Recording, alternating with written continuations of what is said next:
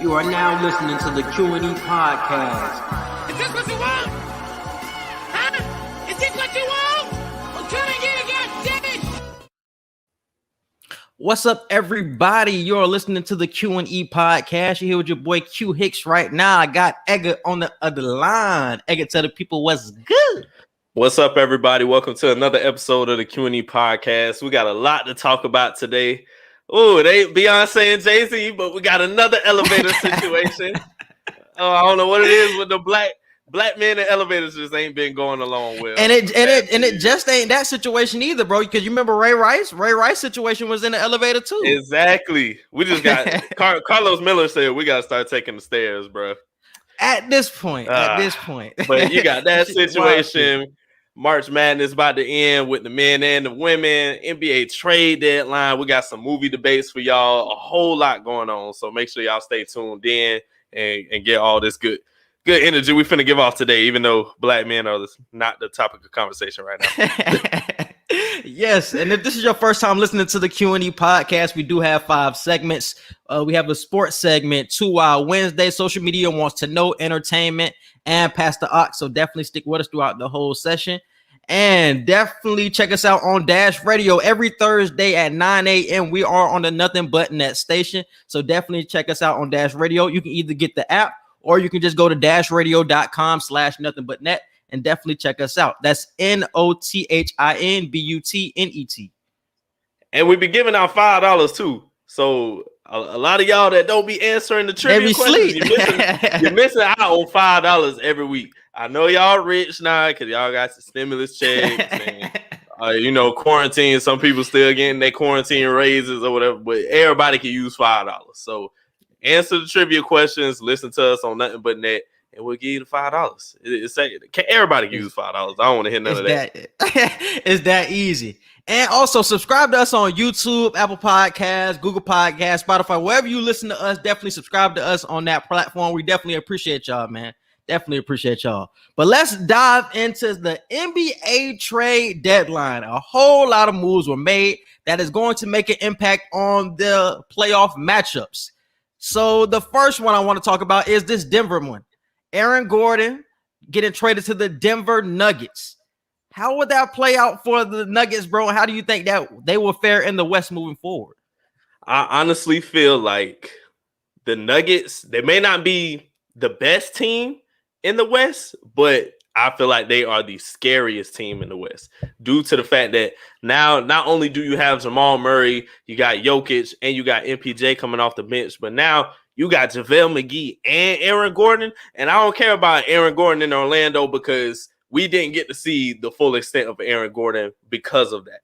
Now, we all know him from the dunk contest, and we know he's crazy athletic, but I feel like he's still a very great playmaker, and I feel like a lot of people have been asleep on him. So adding him and JaVale McGee to this Nuggets roster, I feel like definitely elevates them to possibly top 3, top 4 team in the West. And you could make the argument that they are the scariest team to go against right now in the West.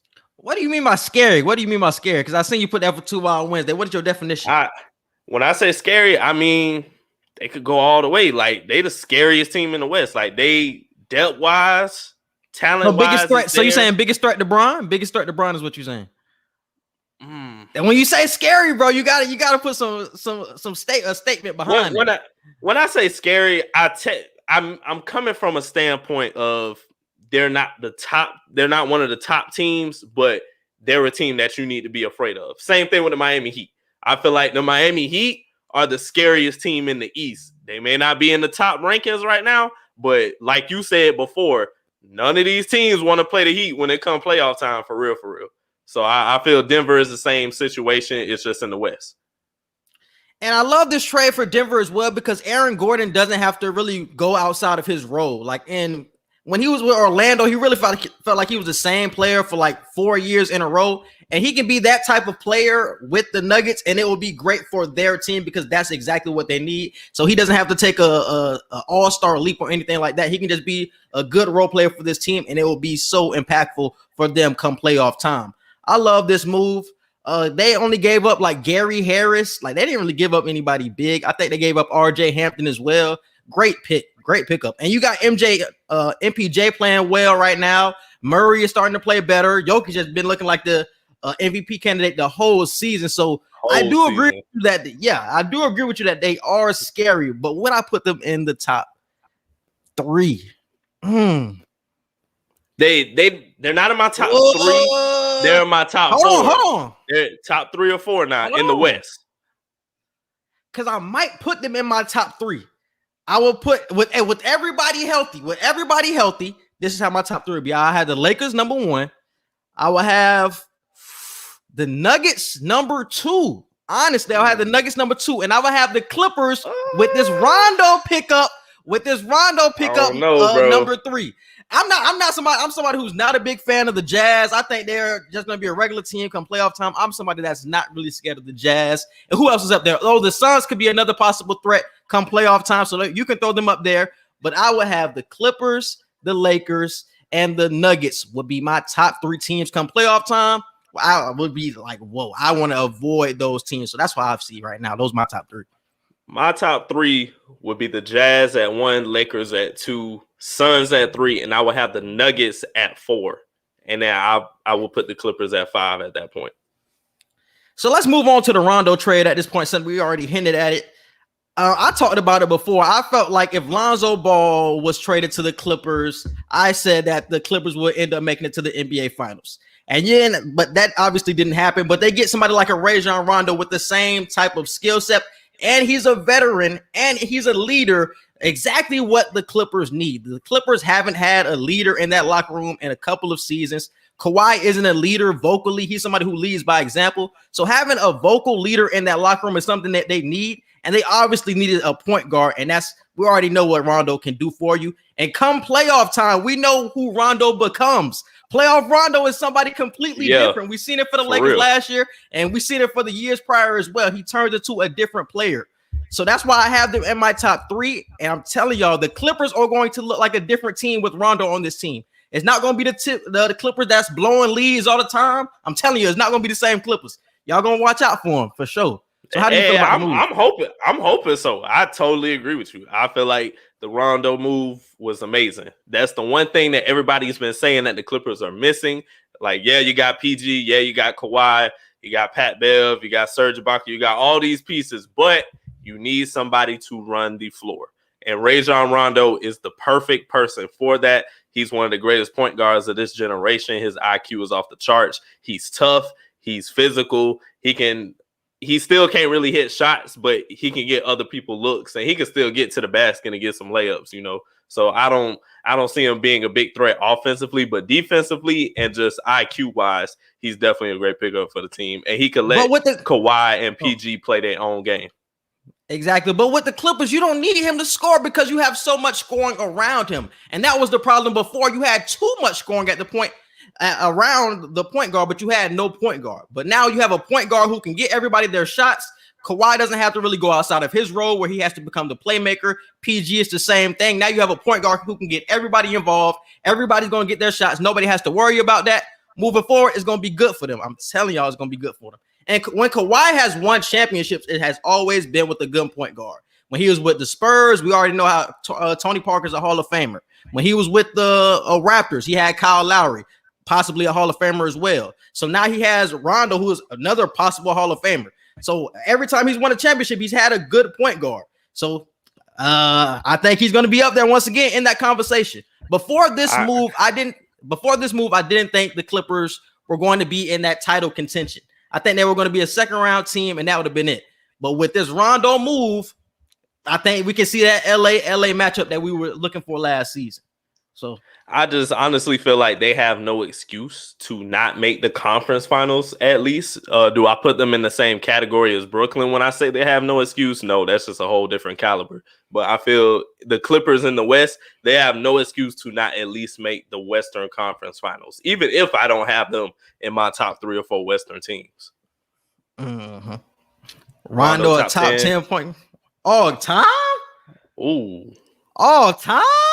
Hold on. I gotta think on that. I hate when people say that because I don't have a list in front of me, so I can't go down all the I'm going blank. I'm going blank right now. So no, Rondo can't be top 10, bro. Top 10? Rondo can't be top 10. Top 20? I'll give you top 20. Maybe, yeah, but top 10. Like, I could put him top 20. Do you have a Jason Kidd up there? What about Steve Nash? Like all of them? You gotta Like put Jason Kidd, you gotta Chris put Steve Paul? Nash, Steph Curry, Chris Paul, Dame Isaiah Lillard, Thomas. Dang. Isaiah Thomas. That's Oh, my 7. I mean, goodness. that's 6 right there. And I don't have any list in front of me. Magic. Oh, who? What the hell? Oh, yeah, damn. Magic Magic, Magic for Who else? sure. That's 7. Damn, you putting Stockton up there? Stockton above Rondo? Rondo could. I wouldn't be mad if somebody put Rondo over Stockton. Yeah, we talking about Point guard. guard. We talking point guards. I'm listing all about point guards. Right? I ain't say no shooting guards at all. I'm giving straight point guards, and I already named 7. Yeah, Westbrook is gonna be above Rondo. Oh, hell yeah, Westbrook. I'm blanking on names, bro. Kyrie's gonna probably be above Rondo. That's 9. Oh my god. We've only It's named a lot like of people you could put. It's a lot we've of people only named like above 2 Rondo, old bro. niggas. Penny? We've only named 2 old niggas. Yeah, you got Penny, bro. It's a lot of niggas you could throw above. Yeah, Westbrook, Rondo bro. not top 10. No, top 20. I'll give him the top 20 nod, but top 10, no. Yeah, that's a stretch for Rondo, bro. Damn, how big of a fan of Rondo are you to say that? I feel like that's really out of left field. That's really out of left field for you to say that. Oh man. But let's move on to this trade. We got Nikola Vucevic was traded to the Chicago Bulls for Wendell Carter and a couple of first-round picks. How do you feel about that move and for the Bulls getting this potential young duo? The Magic are stupid, as always. They don't know how to trade. They don't know how to draft over the past few years. It's just it's what I expect from Orlando at this point. I definitely love the pickup for Chicago, though, because I've been the one saying for a long time that I don't think Zach LaVine should push for a trade. I don't think he should try to worry about leaving Chicago. I feel like they're developing well already with the young players they got. They just need somebody to come there, just that one-star player to be his duo partner in an Nikola Vucevic, and I feel like that's perfect. I feel like that duo could be a top 10 duo in the league next year once they like really get chemistry together and they actually practice together. Yeah. And I keep hearing people talk about, man, this wasn't a bad trade for the Magic, this, that, and the third. And it's just like, yes, they get a good, promising young player. Yeah, they get a promising young player in Wendell Carter, but you're giving the Magic 2 first-round picks. And we have no good reference of the Magic having any good draft picks other than Dwight Howard at this point, bro. We got to go back to the Dwight Howard days when they actually hit on a player. So I'm like, bro, you saying they're going to have a lot of draft assets. They had made another trade with Fournier, but that still doesn't tell me anything because it's not a promise that they're going to hit with these draft picks. Because the trades that they did after drafting Dwight Howard, like the trades that the Magic were doing for those few years after, they were snapping with them trades. I ain't going to lie. But like you said, the draft picks just went completely down the drain. And I honestly do not remember a great draft pick for the Magic ever since then, honestly. Not off the top of my head anyway. Yeah. I love this move for the Bulls, though. They haven't had a center in feels like forever, probably since the Joakim Noah days, since they actually had a good center. Now you get somebody with like Vucevic, who's an all-star caliber or all-star center at this point. And you get somebody like Tice, who's a good backup as well and can play the 4. He was also traded from the Celtics. So I love the pieces and them trying to build around Zach LaVine at this point. I love it. He's really been hooping by himself and carrying this team to wherever they are in the East. I want to say they're 9th or 10th, so still like in that play-in range. So he's been carrying this team. So now you give him some actual pieces. So Chicago is somebody you should look out for in the future. There's good young pieces, I'm telling y'all. He said, damn, Oladipo. They did draft Oladipo too. Oh, yeah. Damn, they traded Oladipo. Why they traded Oladipo? Was Oladipo like... They traded Oladipo for a reason. What was Oladipo like real deal Oladipo for real though back then when he first got there? I don't remember Oladipo being that crazy. He wasn't that crazy when he first got there. He was good. I ain't gonna say Oladipo wasn't good, but the Oladipo we see now, he was no. He was because if he was good, they obviously would have kept him. Like exactly. I forgot why they even traded him, but yeah, Oladipo was solid though. I'll give him Oladipo. Mm-hmm. I get him Oladipo though. I get him. That's why I say off the top of my head, I can't think of nobody. If I like actually go back and look, I might be able to find like 1 or 2 people. Because think about the last few drafts for the Magic. They have drafted nothing but power forwards. It's like y'all need guards and y'all not drafting guards. Y'all keep drafting power forwards. Y'all had Vucevic for all these years and y'all drafted Mo Bamba, who hasn't played in 3 to 4 years. So it's like, what are y'all doing with y'all front court? And y'all not trying to get any pieces for your backcourt at all. Y'all get Markelle Fultz in a trade, thank God. But he's hurt for the season. Now y'all left with nothing. Y'all drafted Cole Anthony. Hopefully he develops. So we got to see with the Magic, bro. But I just don't trust them with draft picks at all. Do not trust them. Let's move on to this Blazers trade with the Raptors. They get Norman Powell. Kind of iffy on this move. How you feel about it? I love this move. We've already been talking about the fact that we don't think Dame and CJ McCollum, we don't think that duo is going to last that much longer anyway. So I'm excited to see what Norman Powell can bring. He's having one of the best years, if not the best year of his career so far. So I feel like adding a great secondary player like that to partner up with Dame and give him that chance to grow with him in case CJ does leave, I feel like this is a great temporary way to practice that right now. I don't think Norman Powell is the permanent solution. You could definitely get a bigger player, a bigger name in general than a Norman Powell, but I feel like right now that's a great pickup. I feel like the Raptors lost this trade, though, because they didn't trade Lowry. If you're going to trade Norman Powell, you might as well trade Lowry and just focus on Pascal Siakam and just figure out a way to build around him. But now you just got Lowry sitting there, and all as much as I love Fred VanVleet, all you really have as a big name is Pascal. So it's like you're kind of rebuilding at the moment. So I don't understand what the Raptors are doing. But for the Trailblazers, I love this pickup. I agree completely with DQ. They gave up Gary Trent Jr. And for the whole time that CJ McCollum has been out this season, Gary Trent was the player starting. And that's when they actually started to win games and were going on winning streaks with Gary Trent starting at the 2. So trading somebody who already has the chemistry with the team and things like that to the Raptors for Norman Powell, even though he's having the best season of his career, was just weird to me because it felt so unnecessary. Yes, it's a nice piece in Norman Powell, but you don't need him, especially with the talent that you have. You don't need another ball handler type of guy. You need somebody like a Gary Trent who could just spot up and shoot. That's really all you need because you have Dame, you have CJ, and you have like somebody like Nurkic who can run the offense through. So a Norman Powell felt like I wouldn't say it was a backwards move, but more of a lateral move to me because you gave up Rodney Hood as well, another spot up shooter that you can use. So it was just like a lateral move to me. I really didn't like it for the Blazers. But I do think this is the most talented team Damian Lillard has had. I think with all the pieces, with the McCollums, with the Nurkic, with the Melos, with the Covingtons, with all of these pieces that he has right now, this is the best team that he's been on. And probably with what you just said about McCollum, who's possibly going to be traded by next season, his last chance to win a championship unless they get somebody big for McCollum. So do you think this is the best chance of Damian Lillard to win a championship? I totally agree. I feel like everything you just said was spot on. I feel like the talent is there. The production is there. But only thing is everybody else is just as talented or if not more talented. So it's still going to be an uphill battle for Dame and the Trailblazers. It's just this is your best opportunity on an uphill battle. So they just got to make it work. They got to figure out a way to do it. If they don't, I don't see it as that big of a failure because you're going up against these giants. Like, I honestly don't think LA, when I say LA, I mean the Lakers, I don't feel like they have the best chance to win the West, but it's still Bron and AD at the end of the day. You just made the point about the Clippers, the Nuggets, the Suns, like any of these 4 teams, the Jazz, 5 teams that I just named that you got to go up against is going to be a dog fight, 6-7 games per series, to be honest with you. Yeah. He said, and Norman going to be a free agent. Gary was still in his rookie contract. Both of them going to be free agents after this season. I remember that's something I had heard. And if Dame don't leave Portland, he's going to be another ringless player.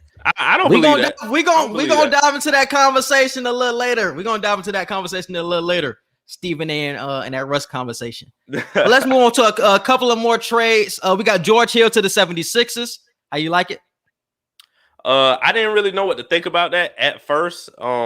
You made a lot of great points earlier. I'm sure you'll touch on it more in a second, but you made a lot of good points on how they need a point guard and you don't really want Ben Simmons play in that position. You want to let Ben Simmons play in a more forward type of role where he can get his shots and where he can kind of play make on his own and not have to worry about running the floor. So I totally agree with that. I feel like George Hill is a great piece for that.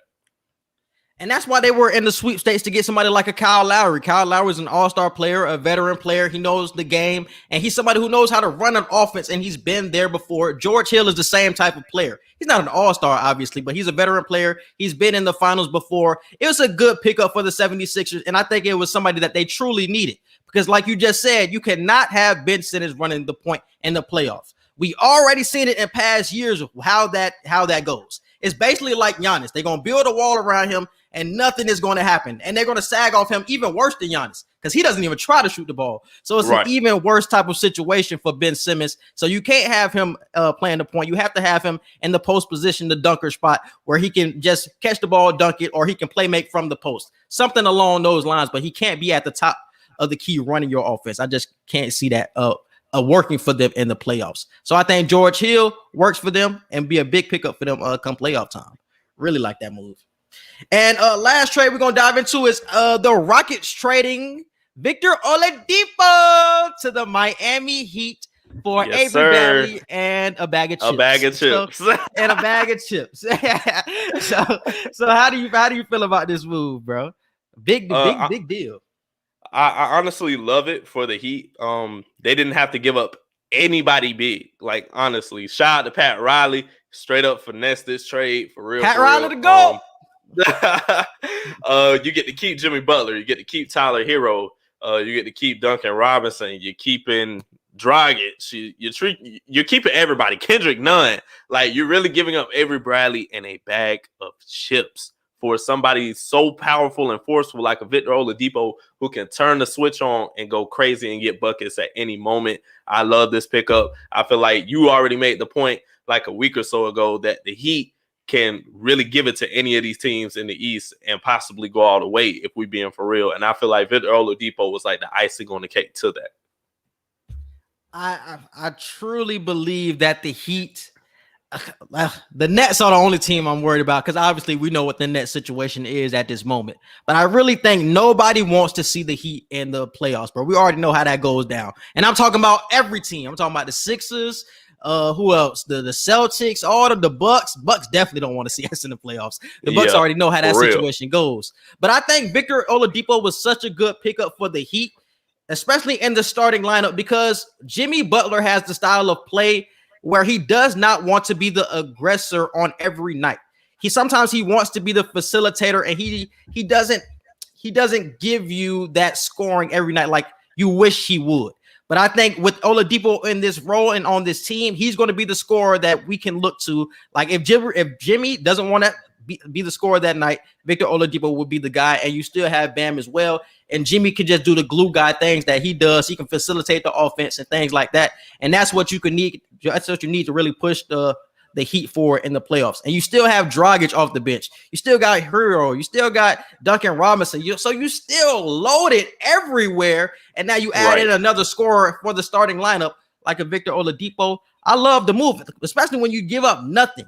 But the one thing I will say about the Heat and why I still love the move, but giving up somebody like a Kelly Olynyk. Kelly Olynyk is not a big name, but he was somebody who was starting for us this season. And the Heat do not have a lot of big bodies. Like, they are really down to Bam, and that is really it. They have nobody behind Bam that can guard any big man. They have Precious right now, and Precious really hasn't been playing that well. So that is something that I'm really worried about with the Heat come playoff time. They cannot bang with anybody. The rebounding is really a deficiency for this team. But, hey, with the guard play, hopefully it can carry us through. But that's the one thing I am worried about. Hopefully they can pick up somebody, maybe a Cousins or some shit. I don't know.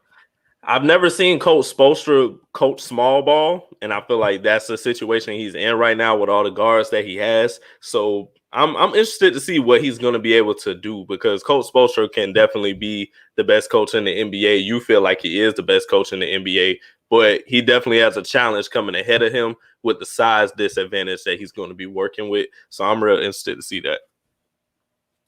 And I also wanted to talk about this as well. The Rockets blew it. With them, the Rockets blew it, bro. Oh my God! With them trading James Harden, you think they would have so many assets moving forward, and that their future would be looking so promising. It really does not. They traded for basically what they got in return was Victor Oladipo and a whole lot of draft picks, and we really don't know what they are going to do with them yet. But you trade Victor Oladipo away for nothing. So now you're left with a couple of, I think they left with 4 draft picks and a couple of draft swaps, which really don't matter. So you're left with 4 first-round draft picks. That's it for a James Harden, generational player like Harden. You only got 4 first-round picks in return. What the fuck is going on? But let me put this in y'all ear as well. They could have had Ben Simmons, Tyrese Maxey, and a couple of first-round picks. They didn't accept that, and they went with this Oladipo deal. They also could have had Karis LeVert, even though he had his cancer earlier in the season. He's back healthy now. He could have been back playing for the Rockets at this point. But they decided to go with Victor Oladipo, who's a free agent after the season, who you didn't know who was going to sign back with you. And they're looking like some shit right now for the Rockets. I don't know how they're going to move forward with their future.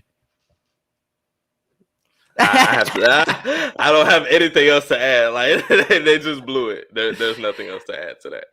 And it's so crazy, bro. Because that's why I said the Rockets were not winners at the when they traded Harden.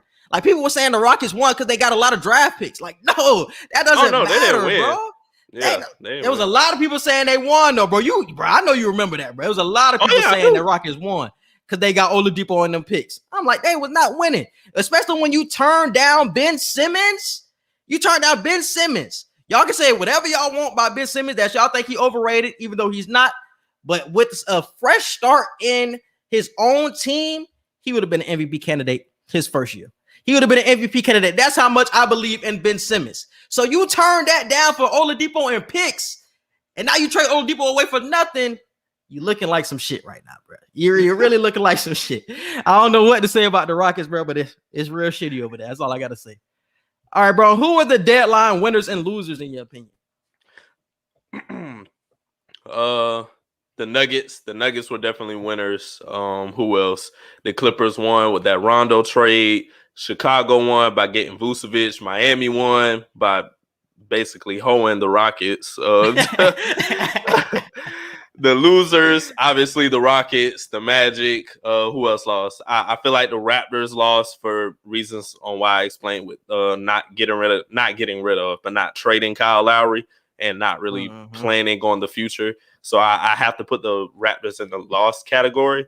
And the Nets won their trade with not even a trade really, but they won by getting they buy out with getting LaMarcus Aldridge. That was crazy. The Lakers won by getting Andre Drummond. So yeah, other than the Rockets, the Magic, and the Raptors, I don't think any. Did the Celtics lose by giving up these? I don't know. I don't know if I would count that as a loss. I wouldn't say that's a loss. Yeah, that's it, man. Yeah, I would say that the Nuggets, the Heat, and the Clippers were my biggest winners because I think those were the teams that really improved their playoff standing with the moves that they made. Everybody else, like I said, the biggest loser was the Raptors. And I completely agree with you on your point about Kyle Lowry. I thought he was going to be traded because he's going to be a free agent after the season. So you would have been better off trading him for some type of assets instead of trading him for nothing. Unless you're going to sign him back next season, then it's like, okay. But if you let him walk for nothing when you could have got assets, then it's like, what are y'all doing at that point? Like, it just didn't make any sense. At that point, he's just walking and y'all not getting nothing in return. So exactly, and it's really confusing coming from the Raptors, bro. Because y'all could have got Duncan Robinson. I forgot who the Sixers were going to give up. I think they were going to give up Maxey. So you turn around, you turn it down some good pieces for Lowry, who's an all-star player. Like, we understand that, but it's just like, man, if y'all just gonna let him walk, like, I really don't understand y'all decision in not trading him at that point. It was kind of weird. So yeah, I think there was the losers as well, but that was really it in terms of losers. I I do like that RJ Hampton pickup from the Magic. So I won't put them in the loss or the losers category because I think he will gotta be put there. bump that. I No, won't put them. I I won't put gotta them put in the the Magic losers in the loser category per se. They have to. They have to. Hey, for the we picks, know they're I not going to understand. draft well. We know they're not going to draft well. Not only did you, Eric Gordon was already on his way out the door, so I'm not mad at them training him because he verbally said he wanted to be traded. But you give up Vucevic too, you're losing. I have to give you a loss. Man, you had to, but the Magic, man, you really just had to start fresh. So I understand their decision in trading Vucevic, but it's like for picks, it's like it's like I don't trust y'all with picks, bro. But bro, like in my opinion, like you had to keep Vucevic because eventually the Magic have to try to go at a big name player. They have to try eventually. Right now, Orlando is not a spot that any big name player wants to go to because the front office sucks. The scouting sucks. Like it's just they're not good when it comes to getting new players. So the only thing they could possibly depend on at this point is hoping that veteran players, great veteran players, like just choose to come there. And it's not going to happen unless you figure out a way to keep the good ones that you have. They should have kept Vucevic, just cut their losses with Aaron Gordon, and just missed out on any other trades if they couldn't get anything else. At least that way, you still have your cornerstone player that can still lead you to get some type of wins. But right now, like you just said, they're just rebuilding all the way over. And I definitely feel like they're going to probably get a D or an F in rebuilding in the first year or two. Oh, for sure. Knowing the Magic, yeah. But I do like that RJ Hampton pickup for the Magic. That's one thing I do like about their trades. All right, bro. Like you just spoke about Aldridge to the Nets. How do you feel about the move? The Nets already had no excuse to not get to the finals and to not win the finals. And now Blake Griffin was the icing on the cake, but now you got Aldridge. That's the cherries on top of the icing on the cake. So Facts. The Nets have no excuse to not win anything. They damn near shouldn't even lose a game if we're being 100% honest. See, y'all taking it too far with that. Y'all taking it too far. They shouldn't even lose a game. Y'all taking it too far. You have Kevin Durant. I'm assuming Kevin Durant's coming back healthy. Hopefully, pray he does. You got Harden, you got Kyrie, you got Blake Griffin, you got DeAndre Jordan, you got. But what we're not Aldridge. taking into account, bro, that's good on paper. But what we're not taking into account is the chemistry. We have not seen Kevin Durant and Harden and Kyrie play more than 4 games together yet. And in those 4 games, they have lost. So I'm like, bro, we have to see them together healthy. So whenever KD comes back, that's when we can really say, okay, the Nets shouldn't win any games. But we really haven't seen these 3 together. Yes, Harden has been having an MVP season, but we have not seen those 3 together. And that's why I'm worried about the Nets, bro. Like that's the thing I will give them. Chemistry will bite them in the ass. If anything, it will be chemistry because this looks great on paper, bro. This looks great, but they do not have any chemistry. They don't. I don't know, bro. I can't give them that cop out. I just can't give them that cop out. It don't have to be a cop out, but I'm saying, bro, they have not. But y'all saying they're not going to lose any games in the playoffs. When I'm like, they haven't played 4 games together yet, though the trio at least. So we can't say they're not going to lose any games when they haven't even had the chemistry. I'm just saying they shouldn't. Like you said, on paper, you shouldn't. There's always a possibility that they could. I just don't think they should. You should not lose any games if all of you come back healthy, all of you are ready, and it's playoff time. I honestly, damn sure the first round, I feel like you should sweep whoever you play in the first round instantly, and then maybe lose 1-2 games at the most in the second round. And to all the people that's handing the Nets the championship trophy right now, even though after Edgar just said all that they should win, I wouldn't hand them the trophy so soon because we've seen what happened before with teams like the Miami Heat with LeBron. That first year, they lost to the Dallas Mavericks because the Dallas Mavericks had the chemistry, and that really overtook them in that series. And that could possibly be exactly what we see in this finals because the Lakers already have the team. They already have the chemistry. They already have the champion experience from last season. So now you're going up against a team that really doesn't have chemistry. Yes, their talent is great, just like those Heat teams' talent was great, but the chemistry won in that first season. So I wouldn't just hand the Nets their trophy the first season. But like you said, they should win. but I wouldn't But, give it to bro, him so soon. what would count this series? Not this series. What would count this season as a bust for the Nets? Like, if you're gonna say that, then what's gonna be considered a bust for this season for the Nets? Oh, not Like, winning a championship is definitely a bust. Yes. okay, I just want to make sure we're on the same page with that, because I feel like Oh yeah. Oh yeah. The goal is definitely a championship. if But you I'm just do saying not we win can't the hand him a chip, championship too. Yeah.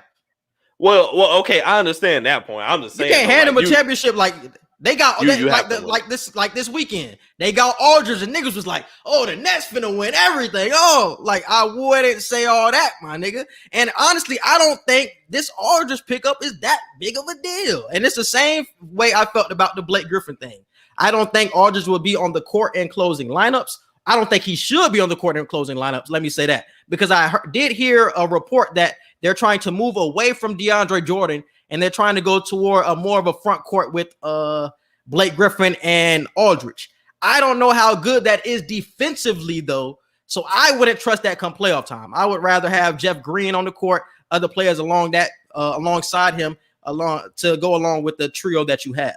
But that's just me. But I hear they're trying to go with the Aldridge and Blake Griffin thing. That's cool. But I don't think they should play big minutes in the playoffs. I really don't. I honestly feel like it's not that big of a problem, because let me start with Blake Griffin. With Blake Griffin, he's changed his game since he's been with Detroit. Now, granted, he wasn't snapping, he wasn't playing spectacular, didn't even attempt a dunk since 2019 until like a week or so ago. But he's become a perimeter player now. He's not the best, but it's definitely an elevation from what he was. You know, he could still play in the post. Like, he's still athletic. He's still Blake Griffin. But he's such a great post player now for his size. He can defend on the post. Like, if they go up against the Celtics, for an example, I wouldn't be mad if they had Blake Griffin guarding Jason Tatum for like a possession or two. You know, just to switch up the rotation and switch up the flow with stuff like that. I feel like Blake Griffin can offer that defensively. And LaMarcus Aldridge, although age is not on his side, I feel like he also can provide a strong defensive presence as well. Maybe not as great as DeAndre Jordan, because offensively, Aldridge is better than DeAndre, but I feel like DeAndre has better length and better defensive capability than Aldridge. But I feel like that's still a strong piece to have, even if you start DeAndre Jordan over LaMarcus Aldridge. I feel like it's a win-win either way. I think that's going to be their Achilles heel. They have to have somebody who can block shots, and I do not believe that is Blake Griffin or a LaMarcus Aldridge. I would rather keep a DeAndre Jordan. And I'm somebody who really doesn't even believe in DeAndre Jordan. But if you're giving me these players at this stage in their career, I have to ride out with DeAndre Jordan, because he's your only rim protector. That's why I like somebody like Drummond to the Nets way better than I like the Blake Griffin or Aldridge. I think if you get Drummond, then we can start handing them the championship trophy, because it's like, damn. They got the defensive centerpiece that they need down low, but they still have holes on this team, though. They definitely still have holes. All right, and let's move on to this Drummond to the Lakers. How do you think it will impact the team? Definitely a step forward for the fact that you lost JaVale McGee and Dwight Howard. So you need somebody other than Anthony Davis playing in the paint for rim protection, not only just to have an extra body, but to also conserve the health of Anthony Davis, because we know how it can be if he gets hit the wrong way or if he torts his body the wrong way. So having a rough player down there like a Andre Drummond who can get a lot of rebounds for you, get a lot of second chance point opportunities. I feel like Drummond was a great pickup by the Lakers. Definitely gives them a strong chance to defend the title. And when Bron comes back healthy, AD coming back at least 85, 90%, that trio right there is dangerous.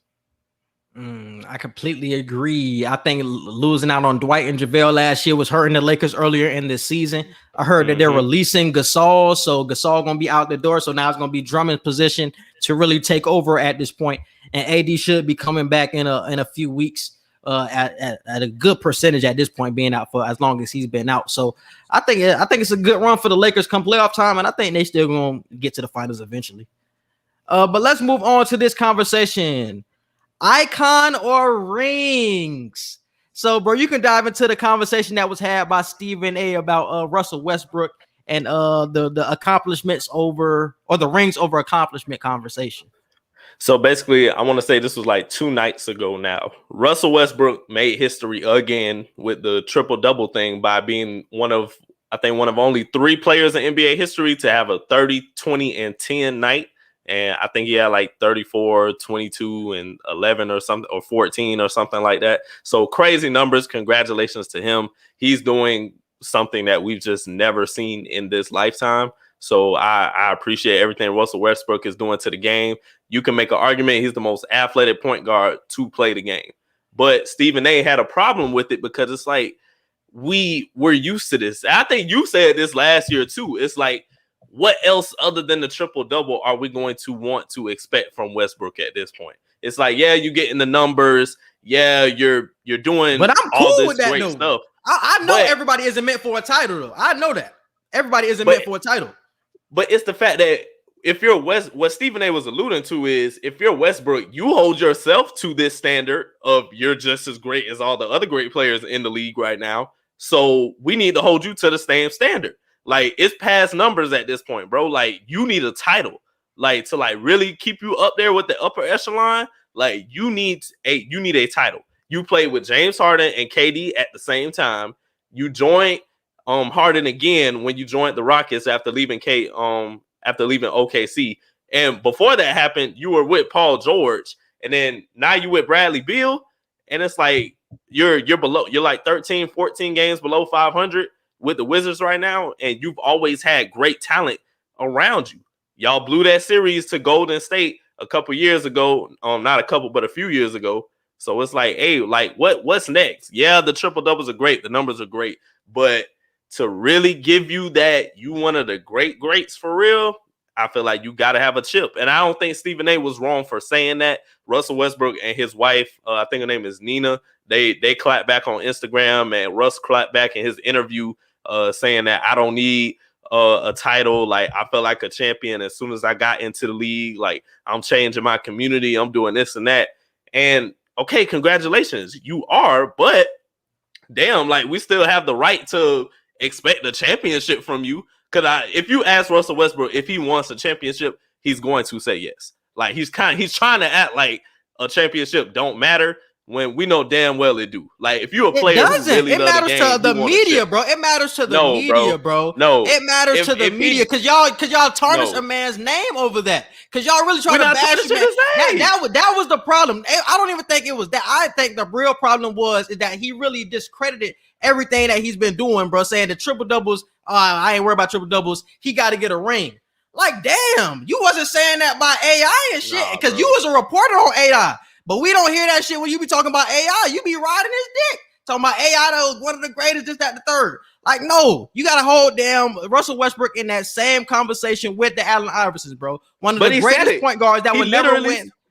He literally said it. He said Russell Westbrook a Hall of Famer, like first ballot. We know all of this. It's just, are you going to get a chip? That's literally all Stephen A was saying. Why does that matter? What that doesn't mean you can discredit my accomplishments because I don't have a title, though. That's what it felt like he was doing. He was discrediting his accomplishments because he doesn't have a title when that shouldn't matter, especially in this era, bro. And I think a lot of people really take this era for granted because you said all the teammates he's had. You said all his teammates, and that's great. But think about the players that he had to go up against, bro. Bron with the Heat. He had to go up against the Warriors stacked with the Warriors with KD. Think about all the teams that he's had to go up against. Yes, he had these teammates, but Russ had to go against some crazy ass teams. Oh yeah, and I agree. And he's made it to the finals. It's not like he's never had playoff success. He's made it to the finals before. So to bash him and to say, oh, he doesn't have a ring, so his accomplishments don't matter. It's like he showed you before that he can do that. He can have that playoff success. Why do we have to discredit his accomplishments now, though? We don't have to discredit him for what he's doing. Stephen A wasn't saying the numbers just don't matter at all. It's just at this point, it's like, damn, are we going to want to, like, we as fans, we as the media, like we as commentators, as critics, do we not have the right to expect more? Like, after a certain amount of time, it's like, okay, the numbers are great. What was the expectation for Russell Westbrook coming into the season, bro? Coming into this, it wasn't championship. It wasn't a championship. No. So why are we holding him to this standard then? Why are we holding him to this standard if that wasn't even the expectation? Right now, it's not championship. I do agree. And I also want to say, because my friend Jasmine pointed out the fact that Stephen A, it's not wrong what Stephen A said. He just shouldn't have said it at the time he said it. I totally agree with that. I feel like you should have let him have his moment have his historical accomplishments celebrated, and then later down the line, you could have said something like this. It probably wouldn't be as big of a deal if he said it later, like 2 weeks or so from now. But the fact that he said it on the historic night or the day after the historic night, that's what kind of is setting setting gas to the fire right now. Because it's like, damn, you really trying to downplay what I just did. And that's Stephen A explained that today. That's not what it came off as. He was downplaying that's what it came off. That's what it came off as. He downplayed what I did. Yeah. Because he said it at the wrong time. So I totally agree with that. And like you said, right now he's on the Wizards. Yeah, you with Bradley Beal, but bro, it's the Wizards. You don't have any help. So right now, you can't put championship expectations on him. But career-wise, Russ still has the chance to win a championship. That's what Stephen A is saying. It's like, hey, you still got a good little bit of time before we kick you out of that championship window. But that's so the what point, you gonna do? Bro. But that's the point. Why are we holding him to a championship? Why does Russell Because you're that caliber player. Why does he have to win a championship, bro? That's the point. I think a lot of people, yes, we understand what you're saying about Stephen A, bro. Stephen A tried to downplay him. That's cool. We passed that at this point. But the point is, he doesn't need a championship because he's already an icon, bro. He's already an icon. AI doesn't need a championship because he's an icon. It's not in the cards for everybody to win a championship. So why are you holding him to this championship?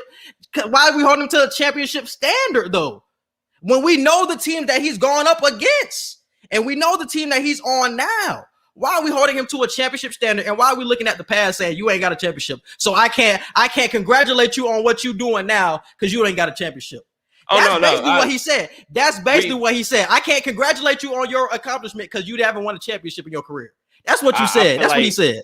I feel like we have to congratulate you because you're making history. You're doing something that only 2 other players in this entire league have ever done. So you have to get praise for that. And you're doing it consistently. Like, you're probably going to average the most triple doubles like ever in the NBA in history, period. And I don't feel like anybody will touch them. Maybe down the line just because of the way the game is going, but I don't see it happening no time soon. But I just feel like certain players are we really just okay with players not being hungry for a chip anymore?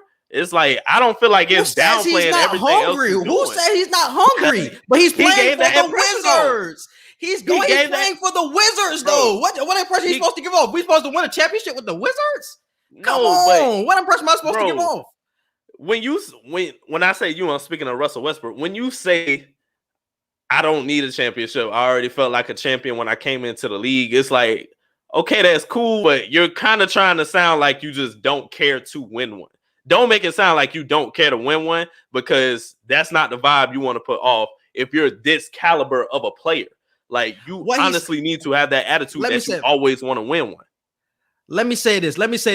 I feel like he worded that incorrectly. Yes, he wants to win the one, but that doesn't define me as a player is what he should have said. That doesn't define me. I'm still a great player without it. And if I get a championship, that's just another cherry on top of the sundae. But that doesn't define me. That doesn't define my legacy, bro. I'm still the player, even if I have a championship or not.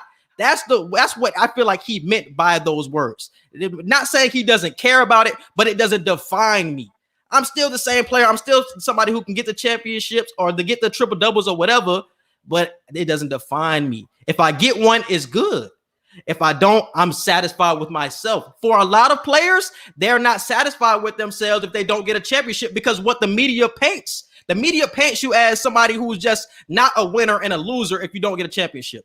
That's the same thing they try to do to Chris Paul too, because Chris Paul don't get a championship. It's like, we push Chris Paul off to the side, even though he's one of the greats. We already know Chris Paul is the point guard and all that shit. But people always try to push him to the side because he don't got a ring. When we have to appreciate these players, bro, we have to appreciate them, especially in this moment, especially after one of the greatest nights we've seen with a 30, 20, and 10 night. When you push it off to the side because he doesn't have a ring, it's like, come on, bro. You can't push it off to the side. And that's with any great player. It's just not for Westbrook either. Like, we can talk about the Barkleys, the Allen Iverson, never got rings, but they still were great players, and they didn't let the rings define their legacies. Yes, they were hurt. They did not win a ring. All of those players were hurt. They did not win a ring, but it didn't define them. They were still great players, and we still look at them as great players. And I think that's what should have been the conversation instead of, oh, he don't got a ring. fuck him, like fuck his accomplishments. And I felt like that's how it came off. So it felt like real disrespectful. And I think that's why his girl had came at him like that, because just like, damn, you disrespecting me. You feel what I'm saying?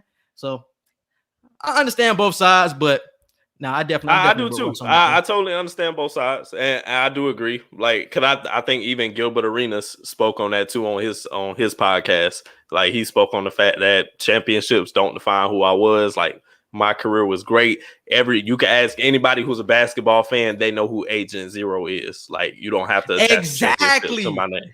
So yeah, and that's why I put icon or rings, bro. When you're iconic in this game, you don't need a ring. You don't need one. Agent Zero don't need a ring, bro. Russell Westbrook don't need a ring because they're iconic, bro. They're iconic. They don't need any validation from a ring. So I completely agree with them on that, for sure. And I want to say this point as well before we move on. And I think because of what the media has done, Stephen A. included, obviously everybody wants to win a championship, but the media is honestly one of the biggest reasons why we get super teams in the NBA. And it's funny when we have somebody like Stephen A. He's not knocking the super team, but he always has a critique about a super team here and there. And it's just like the media really makes you put together super teams, because if you don't have a championship, they try to paint you in this light or paint this narrative about you. And it's just like, damn, bro. So I got to win a championship so y'all can stop talking shit about me. And damn, even when KD win a championship, we still knock him. And that's us included. We still knock KD for the not having real championships, in our opinion. So it's like the media, even though you get a couple, we still gonna talk shit. And when you don't get a couple, it's like, oh man, he ain't the player he's supposed to be and shit like that. It's like, man. So that's all included, man. That shit crazy, bro. I agree. The media definitely influences that. And even though I don't feel like the Golden State rings, quote unquote, count for KD, I'm always one who still says, hey, he won them at the end of the day. I really would have said something if he didn't win them, but he still had to go out there and get the job done. He still won them at the end of the day. 20 years from now, kids ain't going to care about how he got the rings. They're just going to look at Kevin Durant and be like, oh, at that moment, he had 2 championships, so I totally understand. Yep. All right, but let's move on to the Final Four. What do you got for the Final Four prediction? A great game last night between UCLA and Michigan. Great Elite Eight, honestly. I don't think it was any bad games, I guess, except that Gonzaga game. Hey, man, USA, y'all cost me money, man. Fucking around with y'all, man. I thought y'all had a little bit of promise. Y'all don't cost me money, man. That shit crazy. Hey, it's crazy because I told you earlier how I seen on Twitter how you was talking about, bro, USC too long, bro. I'm talking big shit for y'all niggas. I hope niggas from the USC listening to this shit, boy. I talk big shit for y'all. They do nothing that you said to do. They did nothing. They didn't feed Evan Mobley, Isaiah Mobley. Shout out to Joe. I had to pay Joe $20 for y'all niggas. Bro. I'm just giving away money at this point. Y'all didn't even show up to play. That shit was nasty. All right. But shout out to UCLA. I don't think anybody's seen UCLA getting this far. I definitely didn't. So they would be a Cinderella team if they make it all the way. Oh, for sure. I have Gonzaga beating UCLA because Gonzaga is just untouchable. And right now, I don't feel like it's the time to go against them. It ain't been time to, and I ain't going to start now. So I got Gonzaga. I got Gonzaga going to beating UCLA, and I got Baylor beating Houston. Shout out to Houston as well. Even though they're a number 2 seed, I didn't think they would get this far in the tournament. I stopped them around probably the Elite 8 at the furthest. So shout out to Houston for getting this far. But the Gonzaga-Baylor matchup is what I have, and I have Baylor winning it all. I want to say it'll probably be like a 2-3 point difference if I had to get real down to it. I like the matchup. And I agree with you. I love what UCLA has been doing. I think they will be they are the second team to make it from the first 4 play-in game to the Final Four. I think VCU in 2008 or 2011 was the first team to get from the first 4 to the Final Four, and now UCLA is the second team. So definitely shout out to UCLA. But I agree with the championship game, Baylor and Gonzaga. But I have Gonzaga winning. I'm not going against Gonzaga anymore after what happened. So I'm rocking out with Jalen Suggs. I'm rocking out with Suggs. And shout out to Drew Timme too. I said it in my top 15 players in college basketball video that Drew Timme is going to be the key for them to win a championship. And he showed it last night why he's so important to that team. He ate Evan Mobley and Isaiah Mobley alive last night. Like they couldn't stop him. His footwork was all over the place. So shout out to Drew Timme. I think defensively and offensively, he's going to be the X factor for that game because I think that game will happen. But you got to watch out for Baylor. Baylor gonna be tough now. Yeah, Baylor gonna be for tough. real.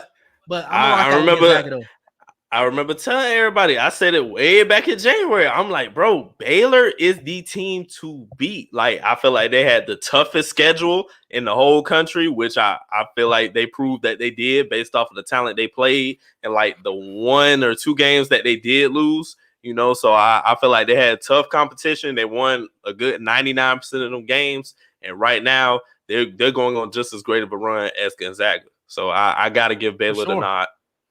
For sure. And damn, I think that was it. Who you got for the women's? Who you got for women's? The women, I'm looking at it right now. You got Connecticut against Arizona and South Carolina versus Stanford. I have Connecticut winning over Arizona, and I got South Carolina and Stanford going to be a tough one, but I got South Carolina winning against Stanford. So Connecticut versus South Carolina, and I got UConn winning it all. Yeah, I got South Carolina and UConn championship game, but I have South Carolina winning. I think Zia Cook will be the not even the X factor because she's the best player on the court, but she will be the key factor in pushing them forward, bro. I seen her in the Elite Eight going crazy. Paige Beckers is crazy. We're gonna talk about her a little later in 2 Hour Wednesday, but Paige Becker, they got some nice pieces around her, but I think USC, the defensive pieces as well, will hold strong in that Final Four matchup. So I'm definitely rocking with South Carolina. All right. Now let's move on to some other situation in the basketball world. KD versus Michael Rapaport, man. So if y'all don't know, Michael Rapaport had exposed KD, basically exposed some DMs of what was going on between him and Kevin Durant. I think Michael Rapaport had dissed him about not doing an interview or not saying something in an interview or some shit like that. So they were going back and forth. He didn't answer a question correctly that Charles Barkley that had asked him. Okay, so he didn't answer a question correctly that Barkley asked him. So him and KD were going back and forth in the DMs. KD was saying some wild shit, bro. KD was saying some wild shit in the DMs, calling that nigga a cocksucker, cum guzzling. I seen some shit. I was like, damn, KD saying some words that you really don't say in the black community like that. That shit kind of weird. It made me feel like KD was high-key hacked, but then I was like, okay.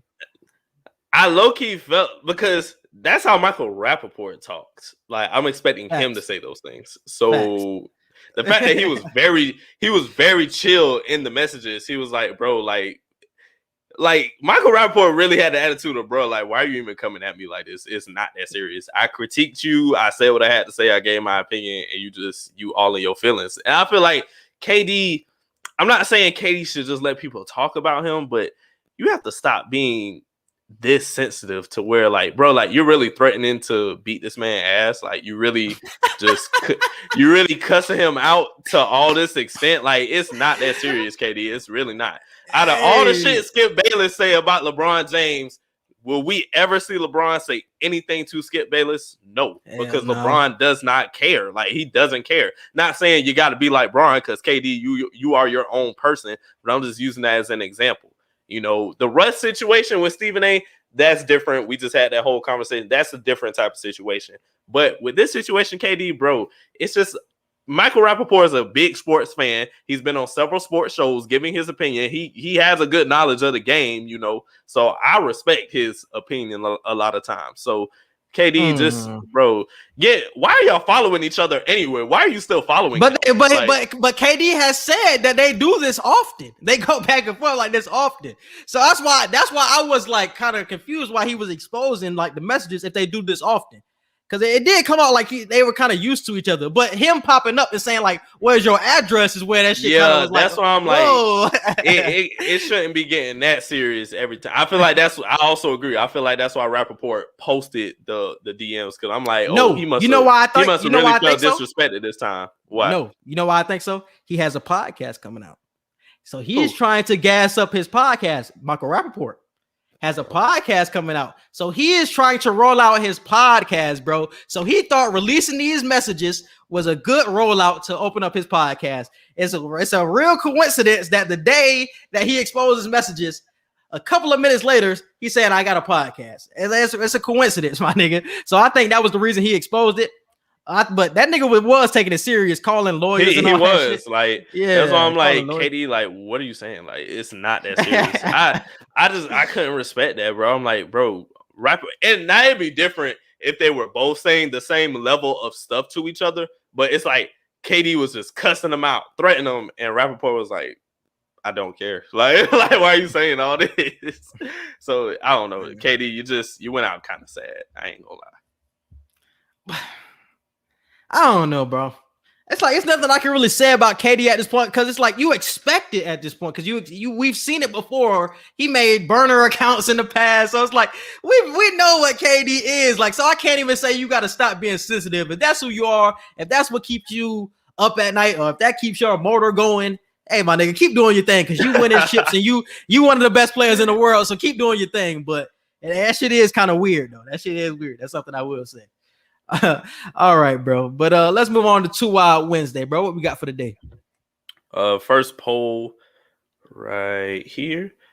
The Miami Heat will make it to the Eastern Conference Finals. Too wild or not too wild? Not too wild. Not too wild. It really depends on matchups. Hopefully they don't see Brooklyn until the Eastern Conference Finals. But yeah, I think they can beat everybody else except for Brooklyn, truly.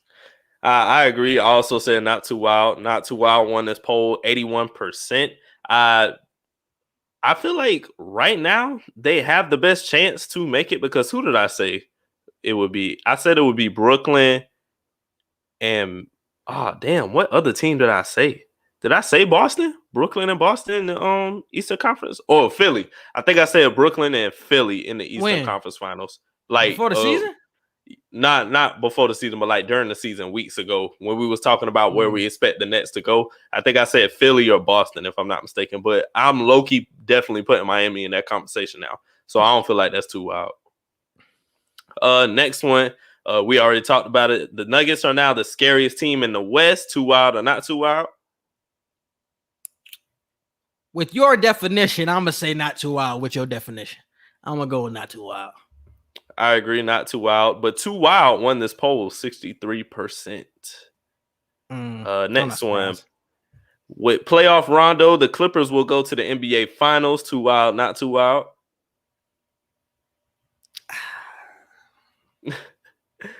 It's going, bro. That series is going to be a way closer series than we want to admit right now, bro.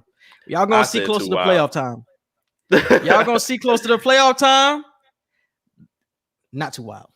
Not too wild. They will be in the Eastern Conference Finals. So not too wild that they get to the finals. Not too wild. They will be right there. You mean Western Conference?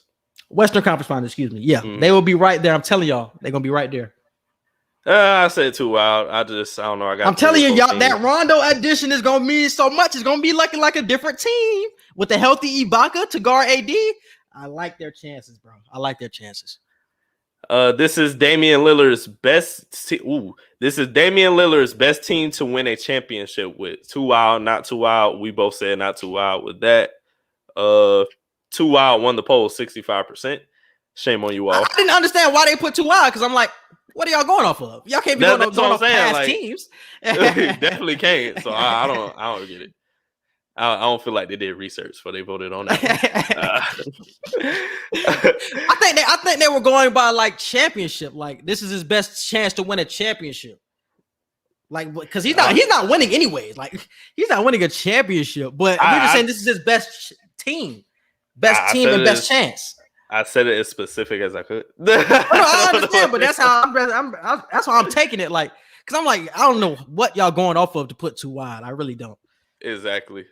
It definitely should have been like an 89%, not too wild on that one. That's what I'm saying. Like, that shit kind of where does a Levine-Vucevic duo rank in the best duo in the league list? Top 10, 11 through 15, or 16 or below? I say top 10. I said top 10 as well. Having 2 All-Stars in your top 10, you're definitely up there. You're definitely up there, my G. But it was tough. It was tough though. I think they were like definitely at the back end. But they were like on that 10, like 11 range. Like it's a lot of good duos in this league, man. There's a lot of good duos in this league. Cause I had said Bam and Butler. I'm looking towards the future though. I'm looking towards the future with it. That's why I said top 10. Oh, you looking toward I was talking about like right now and like next year. Oh, right now. I'm including right now, but I'm mainly looking towards the future.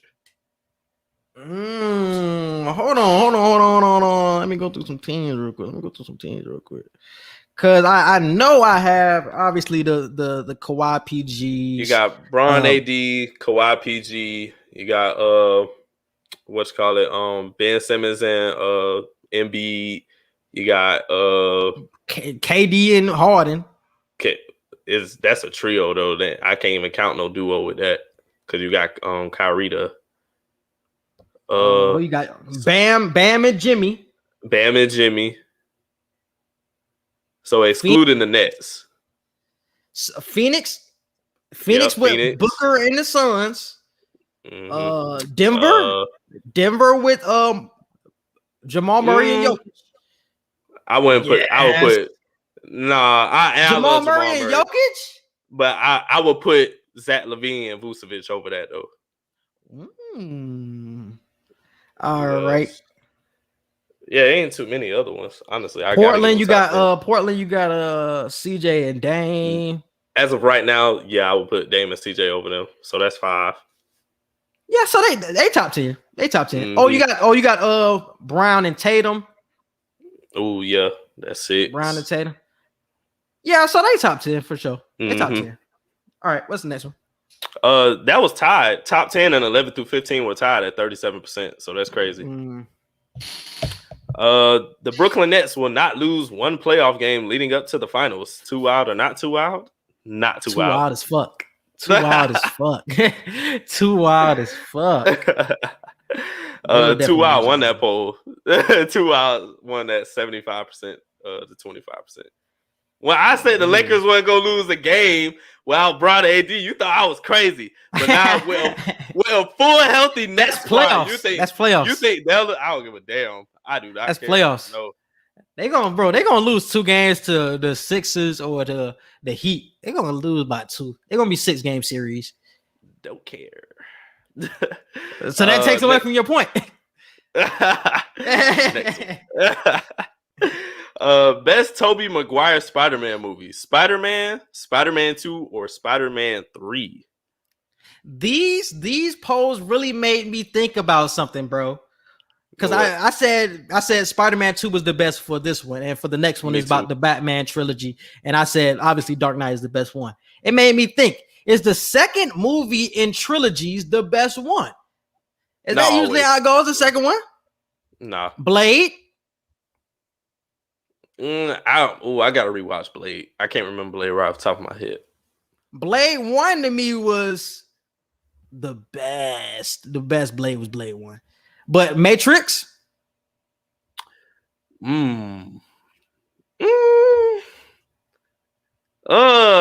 tough.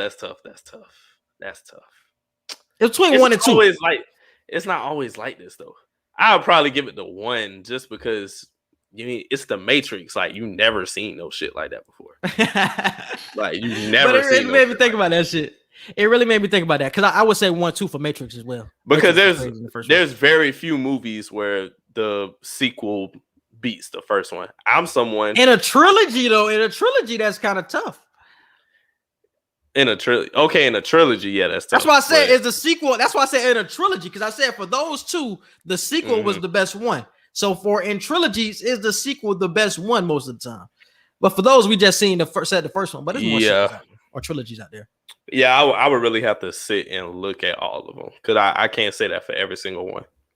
Yeah, but that Spider-Man 2 was one of the best superhero movies. It had the best ending too. It had the best ending.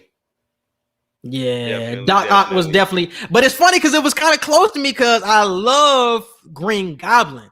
I love Green Goblin so much that I wasn't going back and forth because 2 was obviously the winner. But I do. It does tug at my heartstrings. 1 does tug at my heartstrings. True. I can feel it. 69%. Spider-Man 2 won that. Best Christian Bale Batman movie. Batman Begins, Dark Knight, and Dark Knight Rises. It's not even close. 83% said Dark Knight, and I totally agree. R.I.P. Heath Ledger. Batman Begins. You dead ass said that? I'll put Batman Begins, bro. I love the first one, bro. No, bro. I love the first one, bro. The first one was good. The first one was very good, bro. The first one was very good. But the Dark Knight, that shit was just different, bro. Like that shit was different. None of them are bad. Like none of them are bad. But the Dark Knight was kind of the third one was kind of boo. I ain't like the third. What? One. But no, with Bane, that shit was Bane, that shit was amazing. They ended that shit. They ended that shit perfectly. Batman didn't even kill his villain. Somebody else killed the villain for Batman. Batman never kills his villains. What are you talking about? Not kill his villain, but he didn't defeat him at all. Somebody else had to save his ass at the end. And throughout that whole trilogy, Batman was getting his ass beat, but he didn't defeat his villain.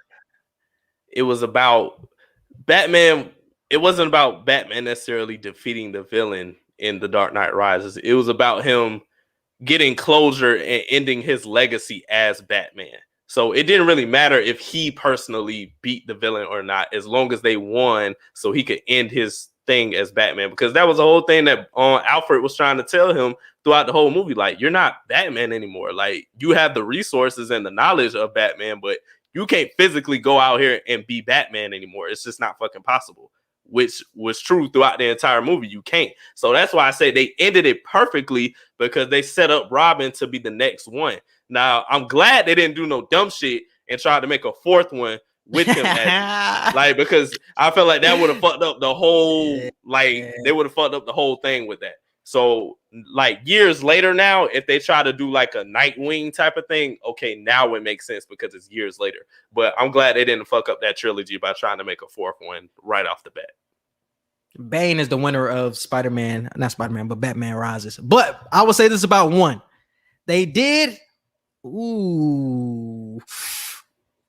was about to say some crazy shit. I was about to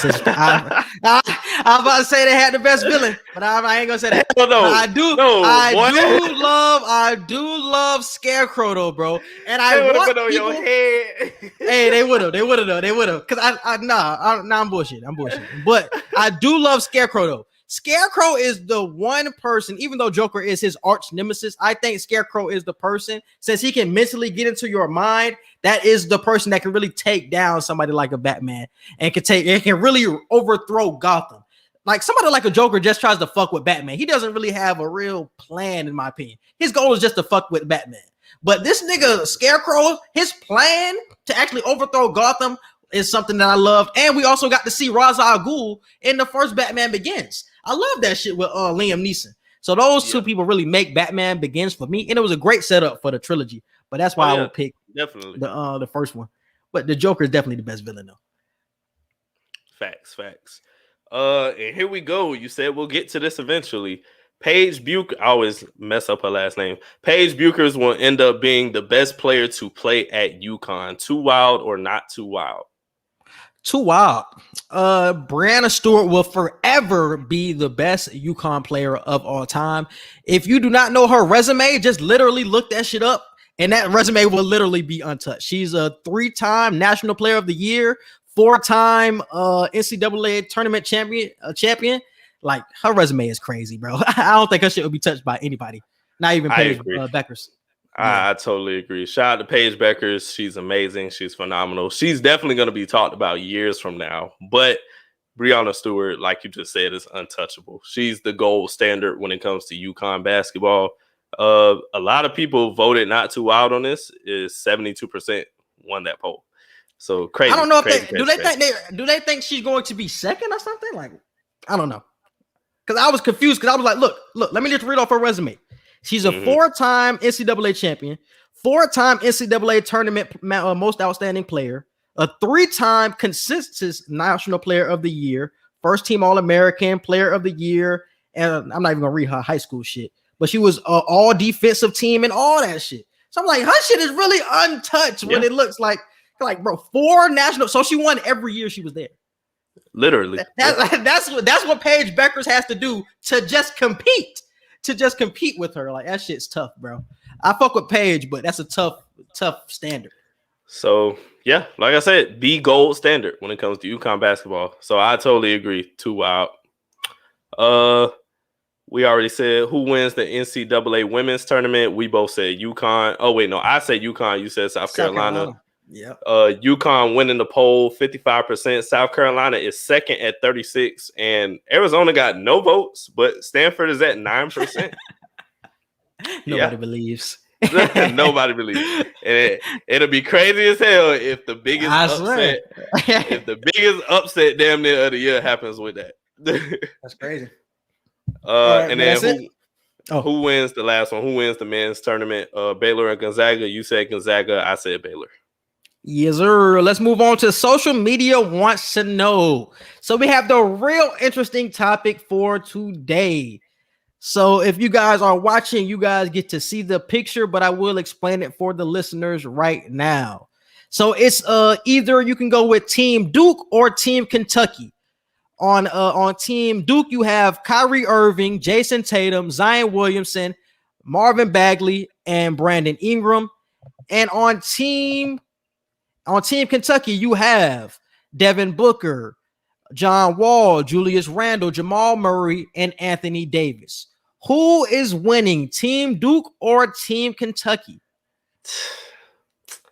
I gotta go with Kentucky, bro. My question when I seen you post this last night is, what are we going by? What is the criteria we're going by when looking at this? What they are right now? No, I said in college. On mine, I said their best college year. Their best college. We're going by college. This person that posted it, he just put Team Duke or Team Kentucky. I said at their college best. Don't worry about shit they doing in the NBA right now. At their college best, who is the best team? I say Kentucky. At their college, like Booker wasn't even playing in college, so I don't even know what his college best is. Oh man, that's tough. Cause I ain't really looking at stats for real. Cause I honestly, Duke has the better stat lines, like with each player, damn near, as opposed to Kentucky. But if I'm just thinking about when I watched them play, it's not really a bad thing to say Kentucky, because everybody thought I was crazy when I was saying Kentucky. I'm like, Kentucky John Wall, Kentucky AD. AD is one of the greatest college players like I've ever seen, like for real. And that's just 2 players. I'm not even including what Julius Randle had in his bag, bro. I'm like, bro, I don't know. It's not really a wrong answer either way. I'm just going with Kentucky. It was tough for me because Kentucky has more defense, bro. Defensively, exactly. John Wall in college defensively was crazy, and AD was defensive player of the year in college. So defensively, exactly. they got some players, bro. They got some players. Ooh, this one is tough. If we going by college, though, bro. If we going by college, they really get held down by Devin Booker. They do. They do get held down by Devin Booker. So I'm going to ride out with Duke because everybody on here is a stud. But defensively, that's what holds me back, though. Defensively, Bro, clamps, bro. I'm telling you, straight clamps on this team. It's tough, bro. That shit is tough, bro. Defensively, they tough for sure. They are definitely tough. But I'm gonna rock out with Duke, though. I'm gonna rock out with Team Duke. Because Black had picked Duke too. Black was like, bro, each player on this Duke team was like the best player in the nation, like at each point. Like, so I'm like, I can't argue with that. And they were either the first or the second pick. Exactly. That's what I'm saying. I can't argue with that. But defensively, it's just Kentucky was just crazy. If you look at each individual player besides Devin Booker, each of these players was crazy. Devin Booker grew into what we see now. That's what I'm saying, bro. That's what kind of holds them back a little bit. John Wall, that shit was there. AD, shit was there. Like Julius Randle, shit was there. Like just took him a minute to NBA grow, if that makes sense. Like growing in NBA. He was a beast in college. He was a beast in college. He took them to the championship his freshman year. He was a beast for sure. And Murray was a beast too. It's tough for sure. That's what I'm saying. It ain't really no wrong answer. It's not. You just gotta have support to your answer. Yeah, so I can understand why people are saying Kentucky, and my answer for Kentucky would be defensively, bro. Having AD on their team is really why I would go with a Kentucky, but I was telling niggas last night, AD is getting 30. Like, this, and no disrespect to Marvin Bagley at all, because he was a stud, but AD? I don't want to hear it, bro. I don't want to hear it. This nigga's dropping 30 easily. I do not want to hear it, bro. John Wall was that nigga. John Wall was probably one of my favorite college players of all time, too. Thank you. That's what I'm saying. I wish Easy was on here right now, because Easy was saying the same shit, bro. He was saying the same shit. That shit definitely crazy. But I fuck with both of them, but I gotta rock out with Duke. All right, bro. Let's move on to entertainment and current events. Let's move on to what you spoke about earlier. The elevator tug of war. Quavo and Sweetie plot thickens. All right, bro. Give us the scoop on what's going on with Quavo and Sweetie. I'm gonna just let us watch this. You gotta explain it. You gotta explain it for the listeners. But basically, we don't even really know what happened yet. Still, all we know is, we see right there, Sweetie swings on Quavo, and he's trying to get this orange bag back. I guess it was his or whatever, and he slings her into the elevator, and like they start wrestling on the ground for the bag. And from that point on, it ain't no hitting, it ain't no swinging. They was just tug of warring over the bag. She swung on him, he flung her, and it was what it was. And he looked at the camera like, damn, they got my ass. Like, so, yup, right there you go. He was like, damn. So everybody is like, right, really getting on Quavo for this, saying he's abusing her and stuff like that. And I'm like, all we see is them tussling. This particular situation does not look like abuse to me. Now, am I going to sit here and say he's not abusing her at all? Am I going to say she's not abusing him at all? Because women definitely be hitting on men too. I don't want people to act like that don't happen. So I don't know who's abusing who in this situation, if that's even happening. But this particular situation is not abuse. I feel like they was both just fighting, and she ended up on the ground and he didn't. bro, I hate the culture that we're in right now, bro. How we just try to paint a narrative with no context. I literally watched this video yesterday. I watched it 3 times, and I said, "What are people talking about?" He didn't slap her. I'm like, he didn't slap her. Granted, he did put his hands on her, so I understand that. But I'm like, he didn't slap her. I'm like, they were just wrestling over the bag. And you see the rest of this time in the elevator, he not yelling at her, he not getting in her face, nothing. He just like, bro, like, just get up. Like, I'm not gonna keep doing this. Like, so I honestly don't see where everybody is so upset. And I don't like the fact that the Shade Room only posted, they started the video when he slung her into the elevator. They didn't get the part at all when she swung on him. So I'm like, is Shade Room really trying to be biased right now with the angle that they that's taking? Exactly the world we're living in. That's exactly the world we're living in, bro. He let her get up and walk out on her own. He ain't trying to touch her no more after that or nothing. So I'm like, is this really like abuse? Like, is we dead ass gonna call this abuse? Man, he's trying to get his bag back. That's like a brother and sister fighting, bro. I don't really see it literally does. Like, dead ass. Like, come on now.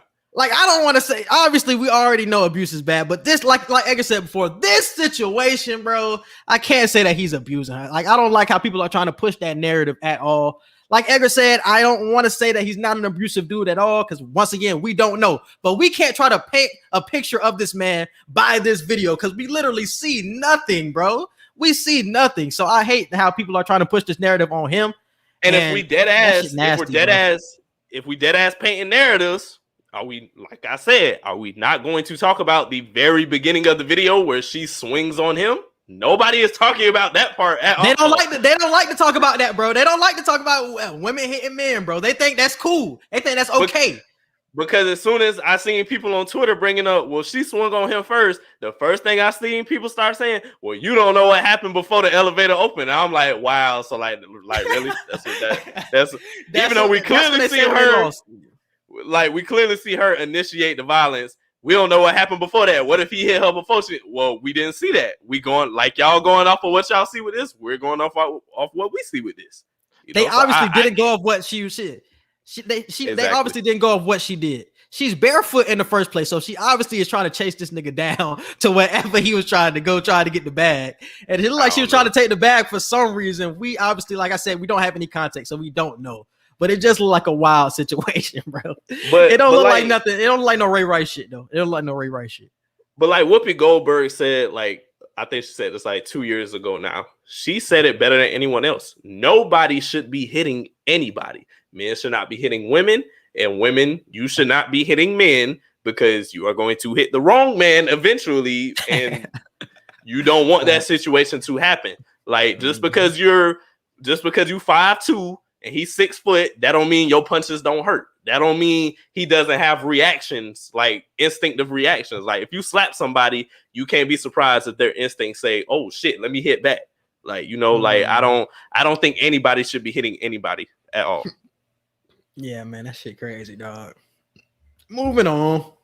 I'm glad they broke up though, because after that shit, it's like it's too much going on in y'all relationship. All right, let's move on. I wanted to talk about this because this is the third week in a row where we're going to talk about black people in film, but this is a good thing. This is a good thing.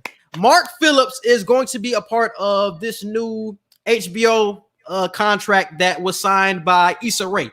Issa Rae just got a huge deal, signed a huge, $8 million or not $8 million, eight figure deal with HBO. And Mark Phillips is going to write a show for HBO. And we just seen his video last week talking about the pitch that he was trying to get across. So maybe that's what he's trying to do, that black time shit he was talking about. So that's maybe that might be what he's trying to get on HBO. So how do you feel about this? I love it. I honestly feel like Mark Phillips is truly one of the funniest people online because he doesn't just have one thing that he does. Like they talk about everything. Like they make parodies of sports. They make parodies of anime. Like, and I feel like that's a big thing that a lot of people do not get into. Like the anime stuff that they do. They talked about anime way before it was cool, bro. They talked about anime way before it was cool. Like I remember watching their videos like a few years ago now. Like I've been watching their videos for a minute. So they're very popular amongst everybody now. But I remember before they even had 1 million subscribers, like they were hilarious, bro. And they're still keeping it going. Like they make videos about everything, every funny thing you could think of or situation. They make even serious situations. Cause remember last year during all the George Floyd stuff, they made a serious clip. Like it started out as a joke, but it ended very seriously. So they know how to switch it up and be for real. They know when to be goofy and all of that. So shout out to Mark Phillips and the rest of the RDC world. I honestly feel like all of y'all have a great opportunity ahead of y'all. Make regular shit. That's all I'm finna say. Make regular shit. And he already knows, bro. That's why I'm glad they got somebody in there that already knows that it's too much shit going this way. I'm gonna go this way. So he's gonna make the regular shit that we want to see. And I'm glad that it's him that's making it. We all love Mark at this point. Like you said, he makes all the parodies and things like that. So I want to see more things from him in the future. All right. So this was a pretty serious conversation, obviously. Arkansas ends up banning trans healthcare in their state. Crazy shit that y'all banning healthcare from anybody, especially when it's your human right. So what was your reaction to this news? I think this was just passed a couple of days ago. I honestly feel like this is crazy. I don't agree with the whole trans thing, but hey, you are your own individual person. You are allowed to do what you do with your body. That's on you. I personally just will not do that. I believe in God, so I ain't finna change anything that he gave me. Now, granted, I do sin. I got tattoos and shit. I'm not perfect or whatever, but I'm not going to change my entire sexuality. But nonetheless, like you just said, those are still people at the end of the day. Like those are still human beings. They have feelings. They have the right to get healthcare. I don't feel like it's fair to deny healthcare from anybody. Like as quote unquote, the greatest country in the world. I can't believe I'm quoting this, man. Make America great again, blah, blah, blah. But y'all don't want to give citizens healthcare, like just because they don't go with the belief system that you have, with the stigma that you have on yourself. Like, no, I don't feel like that's fair. it's basic human rights. Everybody deserves health care, bro. And to Yeah. not give everybody that basic right is that's criminal, dog. And the fact that a whole Senate and a whole state agreed upon this is what we really have to look at as a country and say, what the fuck are we doing, bro? What are we doing? Like, why are we even talking about banning healthcare for a specific sexuality anyways? Like, that shit is crazy. Like, I feel like we have the dumbest conversation when it's some serious shit going on. Flint still doesn't have water, but we're banning trans healthcare. And y'all, did you see the shit that was passed the other day, bro? That Utah ended up they said they can't sell any phones that can get access to porn. Like, we have conversations and past bills about the stupidest shit, but for what? Like, we banning trans healthcare, you're getting phones with no porn. It's just like, what are we doing with our country, bro? When it's really some shit that needs to be fixed, and this should not even be a part of what's going on. And it's also states out here that that are trying to stop voters from getting water while they're in line and all of that stuff. I'm like, what the hell? Like, what kind of shit is that? Like, you're really trying to stop people from voting by not giving them water when they out in the hot ass sun, by not giving them refreshments when the line can stretch down like blocks and blocks. Like, that's just, the shit crazy. Once again, we're in a situation where people who are making these decisions are a bunch of old white men who have one track-minded thinking, one specific way of thinking, and that's what you're gonna get. I feel like even if it's younger white people, I feel like that's a better type of situation, because the younger you are, the more open-minded you should be on what's going on in the world. But once you have a bunch of old people who don't connect with majority of the world nowadays making these decisions, this is what you're gonna get. That's crazy, bro. I feel for y'all trans people, man. That shouldn't happen anywhere, dog. They gotta move because of that crazy shit. Wow, bro. All right, bro. Give us the update on what's going on with Lil Nas X. He made some type of devil song. I don't know the lyrics. I did not watch the video other than the little snippet that I seen on social media. Basically, he's trolling, but I don't care how much I troll. I ain't gonna play with God. That's one thing I'm not gonna do. But like I said before, you believe what you believe, you do what you do. That's on you at the end of the day. But he basically had a music video where he goes from heaven to hell. He's twerking all over the devil and whatnot. He's just in hell, like looking like playing with Satan, with the serpents and all that. And he releases a Nike shoe. I forgot the name of the shoe, but it has the Antichrist symbol on it. It has the 666 on the side because he specifically made 666 pairs of shoes. He has like the star thing on the shoe that, you know, you make the candle circle with to, like, I don't know. It's some devil Satan ass shoes basically that he made. But Nike came out with a statement that they did not have anything to do with the shoe because he bought the shoe and he had someone else customize the shoes for him. So Nike is suing whatever company that was that helped him do that.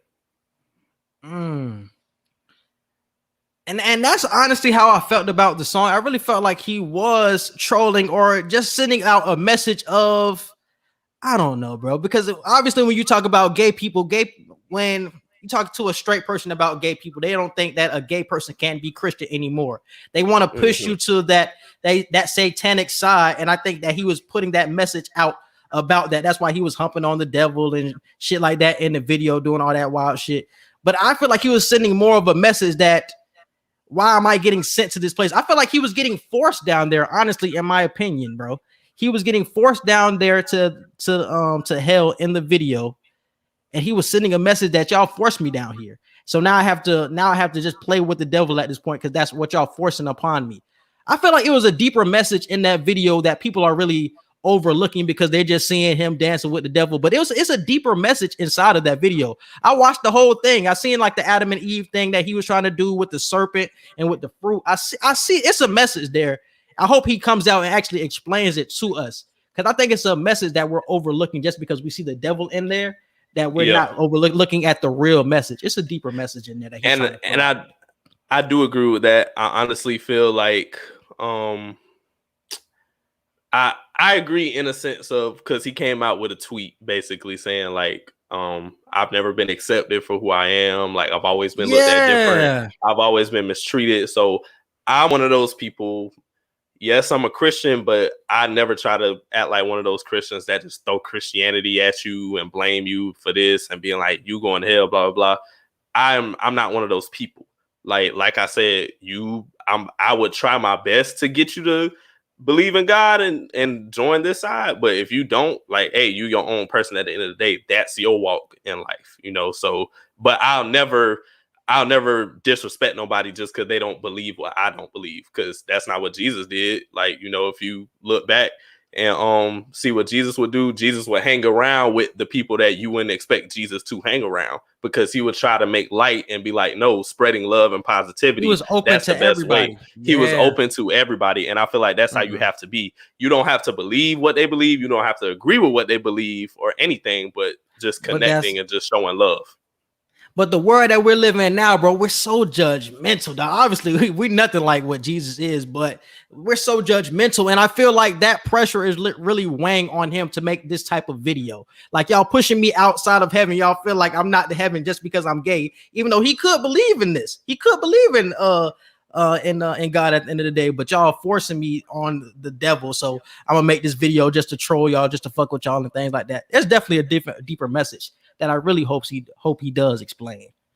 All right, let's move on to the George Floyd trial that is going on right now. What's his name? Derek Chauvin was the person that ended up killing George Floyd, and he's on trial right now. I already know they're going through a couple of witnesses that were on the scene of the George Floyd killing. I know they was talking to one of the dudes that was actually talking in the video, so they were talking to him, asking him questions and shit like that. Do you think we will win? Do you think that George Floyd will get justice? I honestly don't know. He better. He should. He deserves it. We as a people deserve him to get justice. But track record shows probably won't happen. But all we can do is pray and hope these judges do not fuck up with this, because if they do not be surprised if we get a whole nother situation where we're protesting and storming everywhere and raiding and all of that. Just don't be surprised. I'm the same way. I think there's definitely way more evidence, since there was an actual video. Like, y'all seen like the type of shit that he was doing with not with George Floyd, but with the Trayvon shit. He really had no video, so it was really like your word against my word type of shit. So I feel like we have a better chance of getting justice for a George Floyd right now, and hopefully we do. And shout out to everybody that's like coming out and actually being witnesses for this trial. Like, a lot of people don't have the guts to actually stand in front of a trial and say what went on, because that was a traumatic experience, and a lot of people do not want to relive that. So shout out to all the people that are actually witnesses in this trial, bro. Like, that's big ups to y'all for sure. So let's move on. We also have movie and show reviews that are out right now. We are reviewing Falcon and the Winter Soldier right now. We are reviewing Snowfall. Damn, Snowfall is on right now. We're eventually going to review Invincible. If y'all have not started watching that show, definitely start watching Invincible. That shit is lit. I'm telling y'all right now. It's about it's like about the comic heroes and shit like that. But it has a creepy, not a creepy, but like a weird twist at the end that y'all really gonna fuck with. They came out with their first 3 episodes on Friday, so definitely check that out. We will be reviewing that, and we're also coming out with the Last Chance U review as well for that basketball. So definitely stay in tune with that. Hey, Joe Hampton, Deshaun Hyler, all y'all. I literally DM'd Joe Hampton the other night, so trying to get in touch with some of them to see if we can get an interview. Shit, I'm gonna try and DM Coach Mosley or something, and just see what they're doing now. I don't want to ask too many questions on Last Chance U, because if you watch Last Chance U, you ain't really got to ask questions, because that was an interview in a sense. But I want to see where they are now and what the future holds for any of them that want to get on here and give a interview or questionnaire or whatever. Definitely would love that. Like I said before, this is probably my second favorite Last Chance U behind season 1 of football. Season 1 of football was just crazy, because I guess it was the first thing we actually seen with Last Chance U. So you seeing like the epitome that goes on in JUCO. So I actually fuck with that. But this one is right up there with it though. This one had a lot of emotion, and like I said before, this one actually showed highs as well. It wasn't just all lows. It did show highs, and I like that it differentiated from time to time. And I think that's it for the pod, bro. You got anything else? Or Pass the Ox, what you got? Song of the week? Song of the week for me is Over My Dead Body by Rod Wave. Shout out to Rod. Soulfly album was #1 as soon as it came out. Definitely still top of the charts right now. I love the album. It's not it don't have as many like bangers for real as what we're used to hearing from Rod, but it's definitely great content still. Like I definitely feel like he definitely did his thing with this. But the sample that he did with Over My Dead Body from Drake, like I love it. I love it. And I got Heart and Mind by Kodak. Been funking that shit the whole week. Definitely been fucking with that. And I think that's it for the podcast, bro. So you can hit them with the social media. You can follow us on Twitter at QE Podcast 1. You can follow us on Instagram at QANDE Podcast at gmail.com for any. Oh, my bad. You can follow us on Instagram at QANDE Podcast. You can follow and like our Facebook page. Don't forget to subscribe to our YouTube. Click the notification bell so you can see anytime that we drop new episodes. Our email, QANDE Podcast at gmail.com for any business inquiries, questions, or concerns. Yes, and subscribe to all of our podcast platforms. We are wherever you listen to podcasts, but specifically we're on Apple Podcasts, Google Podcasts, iHeartRadio, and Spotify. So definitely check us out. And definitely subscribe to the YouTube, like Edgar said, Q&E Podcast. And definitely subscribe to my YouTube. Just type in Quincy Hicks into the search bar and definitely subscribe. All right, we appreciate y'all for listening, and we out. Peace.